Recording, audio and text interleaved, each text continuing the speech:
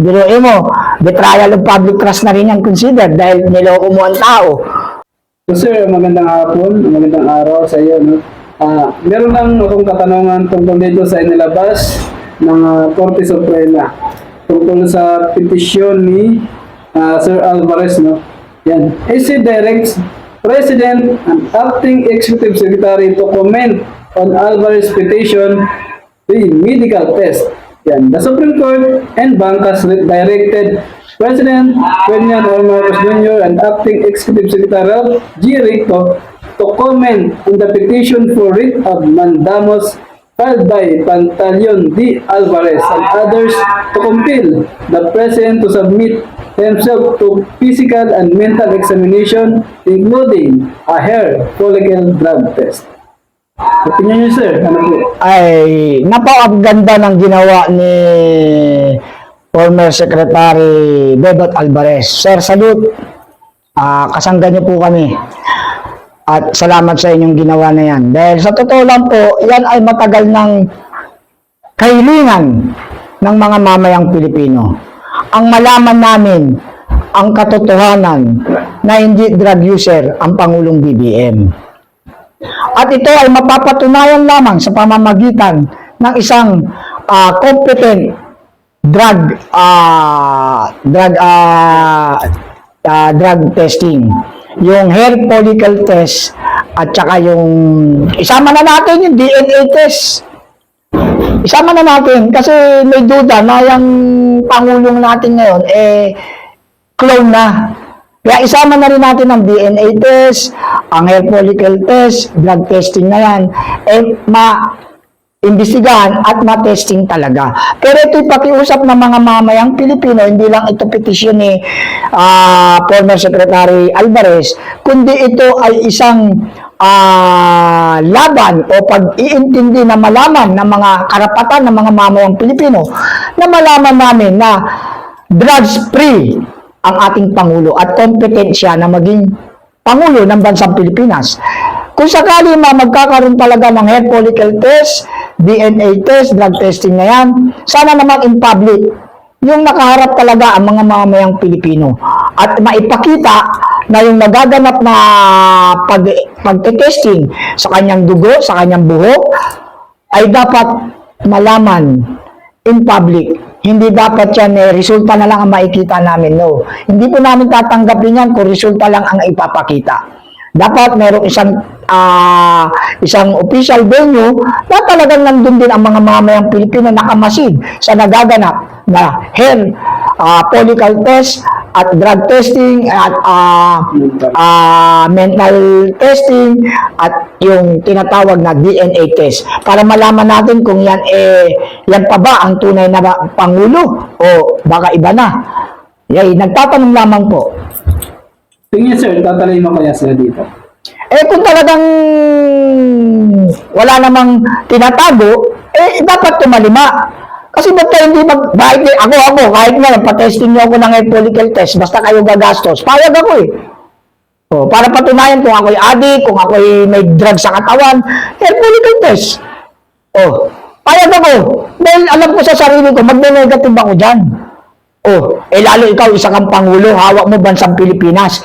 You are the father of the nation. You are the head of the nation. Na hindi ka magpapa-drug testing or hair follicle test to justify yourself that you are free on drugs. Dapat ikaw pa nga mismo nagsasabi, sige, magpapa-drug testing ako, magpapa-hair follicle test ako. Para maalis na agam-agam ng mga mamayang Pilipino at kayo maniwala na ako'y drug-free. Di ba? Pero bakit hindi? At ikaw ay tanggi ng tanggi. Di ibig sabihin, may tinatago ka, mayroon kang ng droga siguro. Siguro po yun, ha? Hindi ko po sinabing, meron na nga. Ano kayang naging reaction ng mga tagapagtanggol, ng mga vloggers, na ganyan administrasyon tungkol sa nilabas na order naman sa Supreme Court?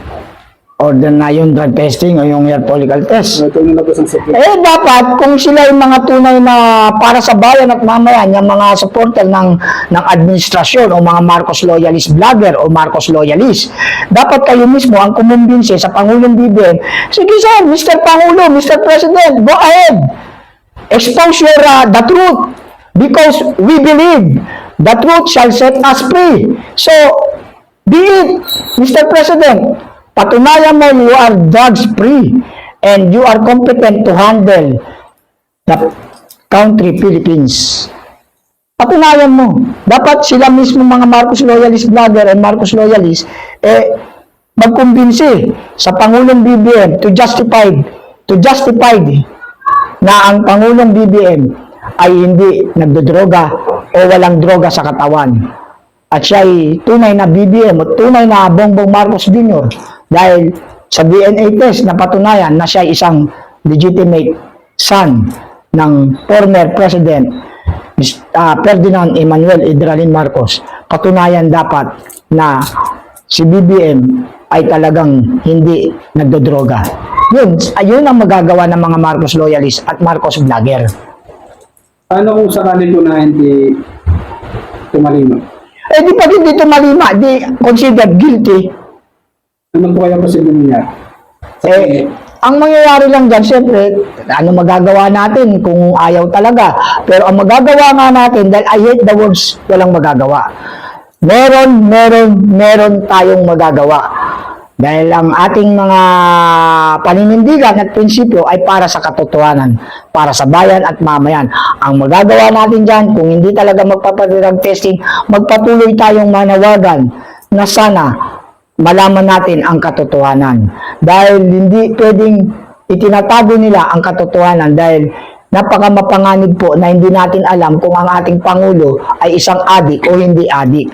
Kasi kapag ikaw adik, wala kang magagawang mabuti sa bansang Pilipinas. Kaya, sana, magpa-hair follicle test na siya, tapos DNA test in public. Sana tumalima siya para mapatunayan na talagang wala siyang itinatago sa kanyang dugo at sa kanyang pagkatao. Sir, kung sakali lang, patanong lang naman ito, nalang tayong inaanak. Kung sakaling positive, or ano kaya ang posibleng mangyari? Di, remove from the office, he is considered incompetent leader. Alis agad, automatiko yun. Wala nang paligoy-ligoy yun. Alis ka na kasi you are drug-related at hindi mo na mapangahawakan ng maayos ang bansang Pilipinas. Very danger. Mapanganib po na magkaroon tayo ng isang adik na Pangulo.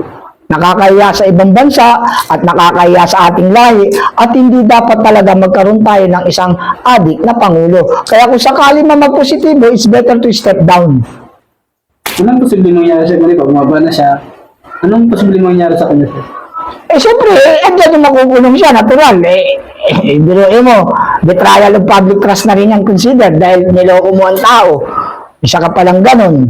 Pangalawa, magkukunit-kunit na yan At ang pinakamangyayari talaga, is Vice President replace his place. Papalit sa kanyang pwesto. At magkakaroon tayo ng isang tunay na pagbabago, smooth operation na ang tututukan ay pagpapaunlad ng ating bansa at pagbibigay ng isang tunay na kapayapaan kung magkakaroon tayo ng isang leader na merong political will at merong proper decision making at competent leader. Yun po ay sa katauhan ni VP Sara Duterte. At kung sakali naman po, sir, na mag-negative sa mga test na iyon? Kung magne-negative, thanks God. Salamat sa Diyos. At hindi pala adik yung ating Pangulo. Ano pala ito? Negatibo pala sa droga. Pero, kailangan mapatunayan natin talagang negatibo, nakita ng mga mata ng mga mamamayang Pilipino na yung ginawang pag-testing o ginawang drug test sa kanya o hair follicle test ay talagang nakita natin ng personal. Nakita natin na talagang legit ang pag-drug test sa kanya. At pag kuha ng dugo o DNA test para malaman na siya pa rin yung tunay talaga na Ferdinand Bongbong Marcos Jr. na talagang anak na lehitimo ng dating Pangulong Ferdinand Emmanuel Idralin Marcos.